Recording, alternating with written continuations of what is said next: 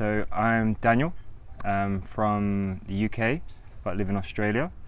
So I've just finished the Nimmakaya retreat.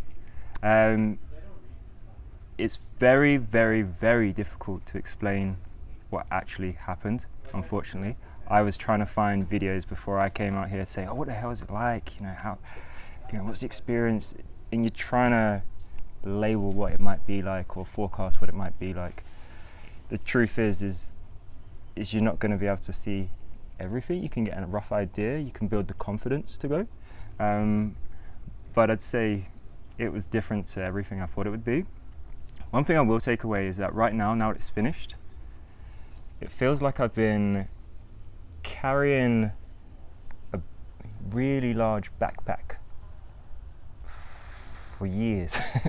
And I was wearing it so long I didn't even realize it was on anymore. It just felt naturally, like when you wear a watch or something. But when you finally take it off, you kind of realize what you've been carrying for how long. You're thinking, what was in that backpack? What did I think was necessary to even bring with me? And that's the feeling I have right now. It's just light. But in terms of why I came, I don't actually remember the reason why I came anymore. I think that was part of what was in the backpack. Again, I could look back and analyze why I came, but again, it's in the backpack, which is not on me anymore. What I do know is that it wasn't a solid reason, it was something that just felt right.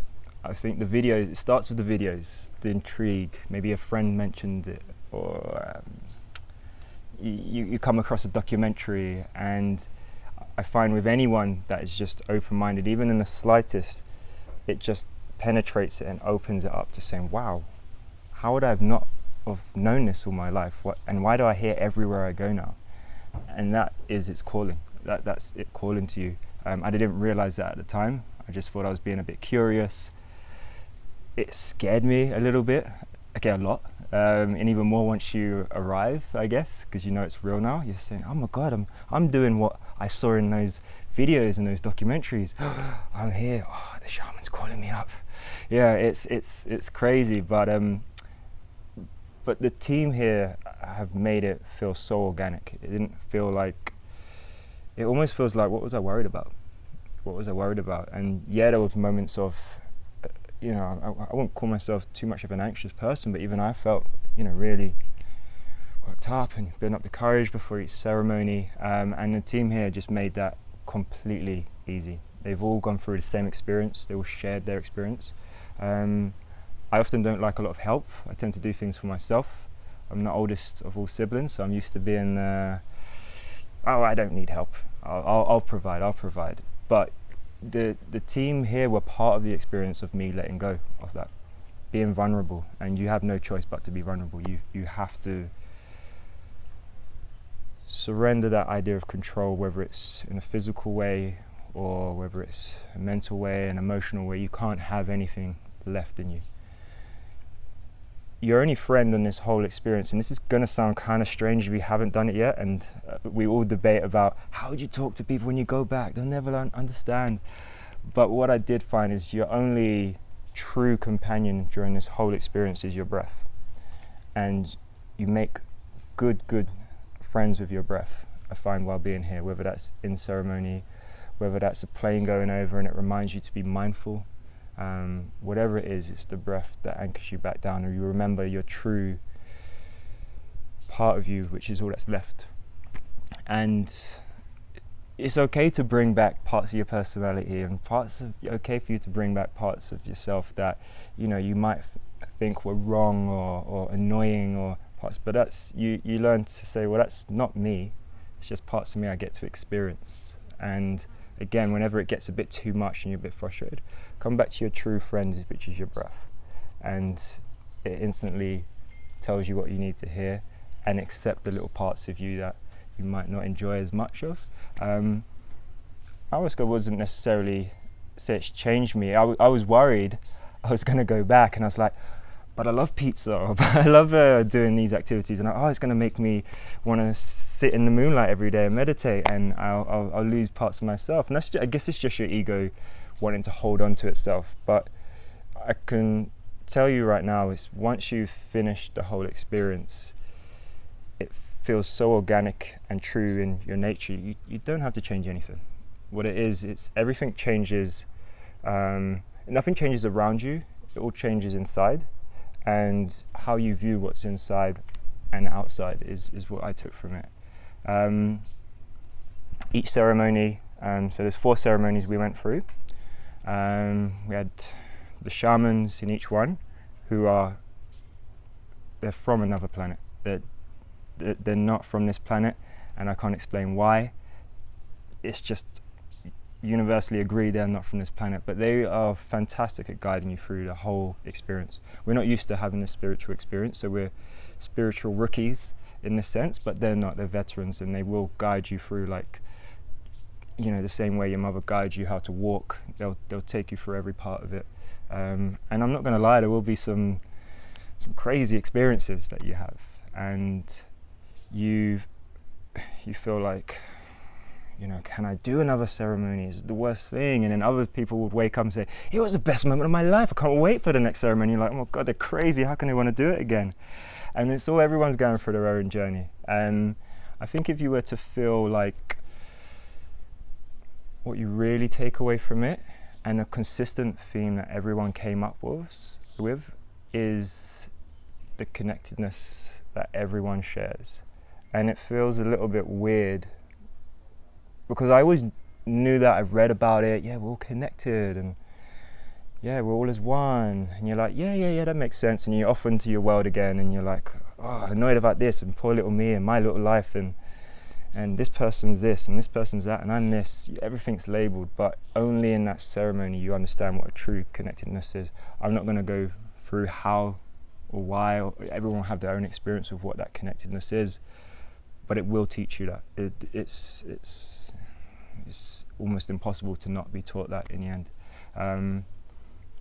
I wouldn't take back a thing. There were parts of the week, in fact early on in the week, I even spoke with the team here and said, I don't know if I want to continue after a couple of days.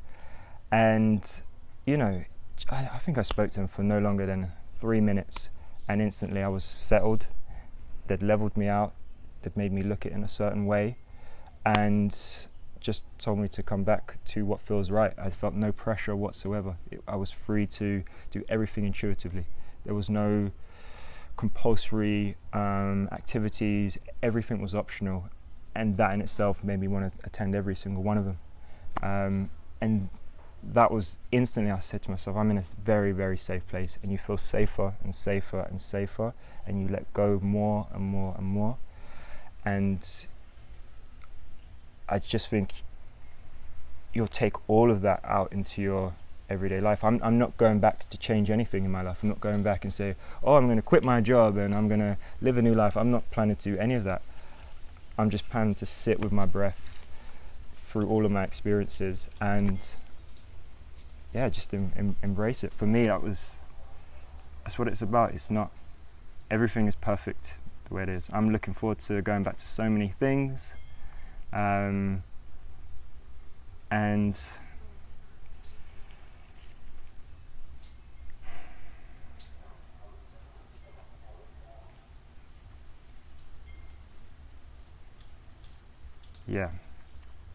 you start to learn that sometimes words aren't necessary.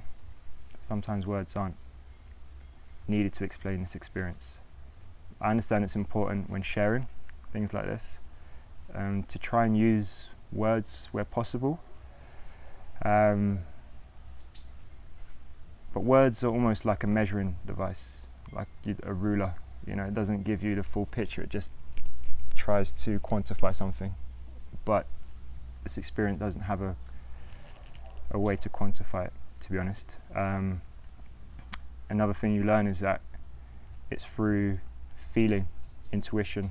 We're so used to our standard responses like words, sight, sound.